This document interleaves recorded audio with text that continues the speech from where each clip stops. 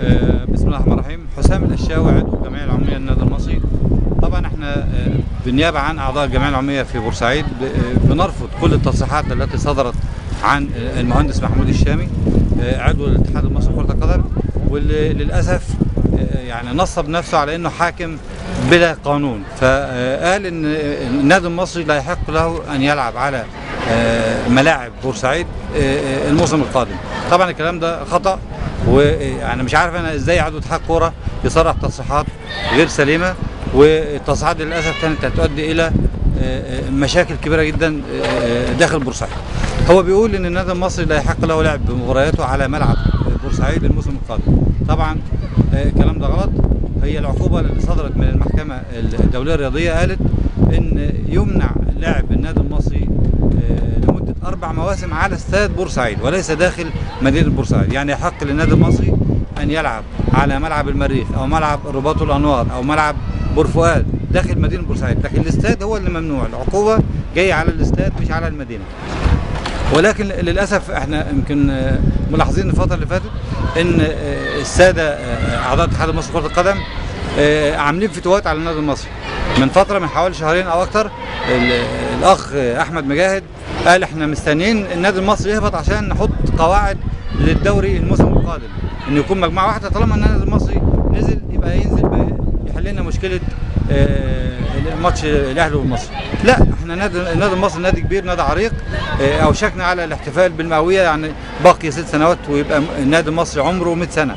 فانت سعادتك كعضو مجلس اداره ما تجيش تعمل علينا فتوه وتقول ان النادي المصري يعاقب او النادي المصري ينزل. انت مين؟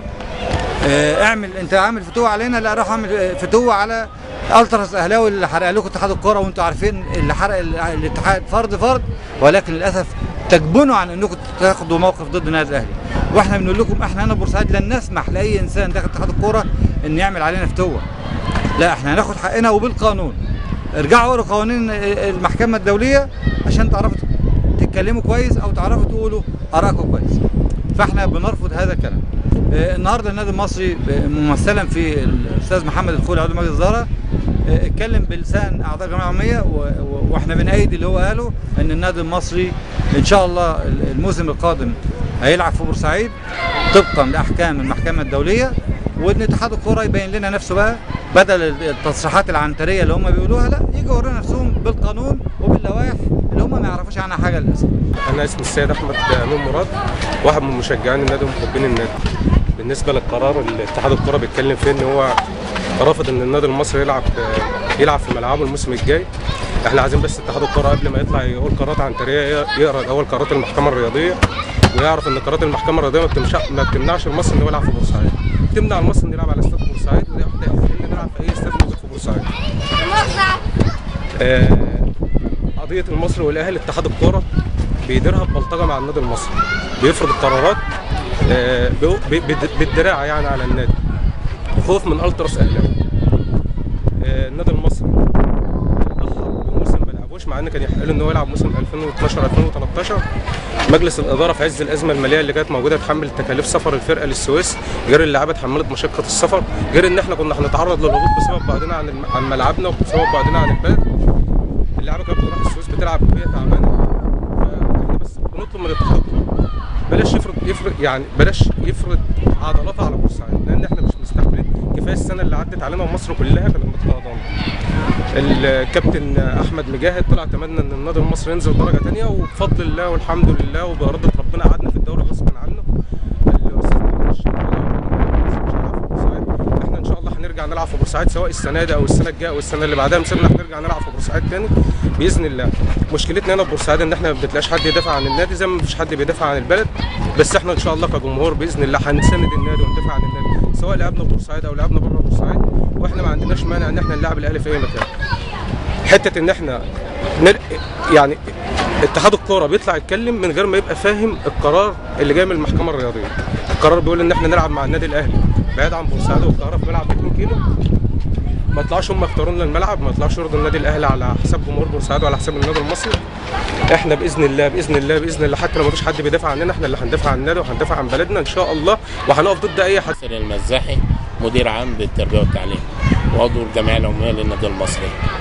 انا عاوز اقول الى ما ظلم النادي المصري وجماهيره، الى ما وما يفعله بنا اتحاد علامه، فلا جمهور بورسعيد استقر ولا عز بورسعيد دام. الظلم لا يدوم يا علام، واذا دام دمر. انت مش اهلاوي اكتر من الاهلاويه، انت رئيس ترعى، مفروض الانديه كلها اللي تحت سيادتك اللي تحت رئاستك، لكن ان تكون اهلاوي اكتر من محمود طاهر فهذا لا يرضاه شعب بورسعيد. شعب بورسعيد ما حدث لجمهور النادي الاهلي ادمى قلوب شعب بورسعيد، لان احنا لا نقبل ان تراق دم في بورسعيد من ابناء النادي الاهلي، لانهم كلهم ابناء النادي المصري، ابناء مصر كلها.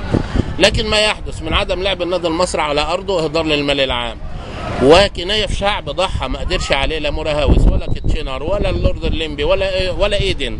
انت النهارده جاي يا علام، انت واحمد شاكر اللي شتم بورسعيد واحمد مجاهد ودول تتحدى النادي المصري. يا اخي ده ابن عم الملكه اليزابيث ما قدرش على النادي المصري، ما قدرش على شعب هذا النادي.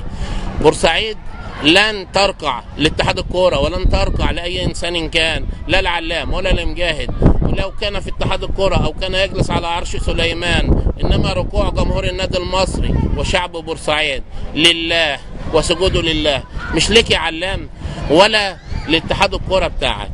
يطلع واحد زي مجاهد يتكلم ويقول لك ده احنا مستنيين النادي المصري يهبط يريح دماغنا عشان النادي الاهلي يلعب ونعملها مجموعه واحده. يطلع تاني واحد زي محمود الشامي اللي النادي اللي كان ماسكه بقى نادي نكاح الكاراتيه، يتكلم النهارده عن النادي المصري، عن اسياده، عن شعب علم ملحمه في التاريخ لن يجود بمثلها التاريخ. في 56 نساءه وابنائه وشيوخه لقنوا الانجليز وفرنسا واسرائيل دروس في انواع العزه والكرامه. يطلع واحد زي محمود الشامي او احمد مجاهد او علام يتكلموا في حق شعب بورسعيد، هذا لا يقبله شعب بورسعيد. بورسعيد لن تذل يا علام، والنادي المصري سيبقى، ولن ينزل النادي المصري على مر التاريخ، لان النادي المصري ليس نادي يلعب الكرة، النادي المصري وطن للبورسعيديه، وطن نعيش فيه ونعشقه. ده النادي المصري اللي انت مش فاهمه، لان انت مالكش نادي، انت ناديك بعته، نادي طنطا ونادي المحله ونادي غزل المحله انت بعتهم. النهارده جاي عاوز تنزل النادي المصري. قول لي ناديك اللي بيلعب في الدوري مين؟ نادي بلدك. انا عتبي مش على دول، انا عتبي على البورسعيديه اللي في اتحاد الكوره، على الهيطه، وعتبي على بوريده اللي سايبين رعاع زيكم يتكلموا عن اسيادهم وعن النادي المصري. كما عتبي على مجلس اداره النادي المصري الضعيف الهزيل اللي مخلي كلاب زي دول يتكلموا عن النادي المصري. النادي المصري اعز واكبر واقوى من كده. انا مش معترض، احنا اسوأ يوم في تاريخ بورسعيد يوم موت ال 72 ابن اهلاوي، لان دول ولادنا، بس قدرهم من يوم ما ربنا حط نطفه ابوهم في رحم امهم، قدرهم بالساعه وبالدقيقه يموتوا هنا. لكن احنا عتبنا ان هم وحزننا ان هم ماتوا على ارضنا، احنا حزانه وزعلانين جدا عليهم، لان هم كانوا جايين يشجعوا كوره. اللي حصل معاهم قلتوا مره ده شرطه، وقلتوا مره ده فلول، وقلتوا مره ده اخوان، وبعدين عاوزين تلبسوها البلد. لا، احنا حزانه عليهم اكتر من اهلهم، لان هم منعوا، كانوا جايين يشجعوا ناديهم، واحنا بنحب الخطيب وبنحب النادي. نفسي اقابل الخطيب ونفسي اقعد مع الخطيب ونفسي العب النادي الاهلي ونفسي الكلام ده، نفسي العلاقات دي. اتحاد الكوره هو اللي بيسوق العلاقه بالعمايل اللي بيعملها ده. احنا بنقول يلا يا صلح، تقوموا انتوا تقولوا يلا يا تحريض، انتوا اللي بتحرضوا. النادي المصري لن يرقى، وجمهور النادي المصري لن يرقى. لا، احنا شعب بورسعيد كله ورا النادي المصري. بسم الله الرحمن الرحيم. محمد توفيق، عضو جمعيه عموميه في النادي المصري. انا بصراحه انا بطالب محافظ بورسعيد بتوفير ملعب داخل مدينه بورسعيد لاقامه مباراه النادي المصري عليه، خصوصا بعد التصريحات اللي قالها محمود الشامي عضو مجلس اداره اتحاد الكوره، واللي اثارت الجدل في هذا التوقيت قبل بدء الموسم. فعايزين نلعب في مدينتنا، لان قرار المحكمه الرياضيه عدم اللعب على استاد المصري لغايه سنه 2016، وليس اللعب داخل بورسعيد. فعندنا هنا في بورسعيد ملاعب بديله، عندنا ملعب الرباط، عندنا ملعب المريخ، عندنا ملعب بورفؤاد. فيا ريت نداء للسيد المحافظ سرعه التحرك، وانه يكلم المسؤولين في مصر، وانه يتدخل لدى اتحاد الكوره لحل هذه المشكله، نظرا للمشاكل اللي احنا بنمر بها ببورسعيد من التصريحات الاخيره لمحمود الشامي عضو مجلس اداره اتحاد الكوره.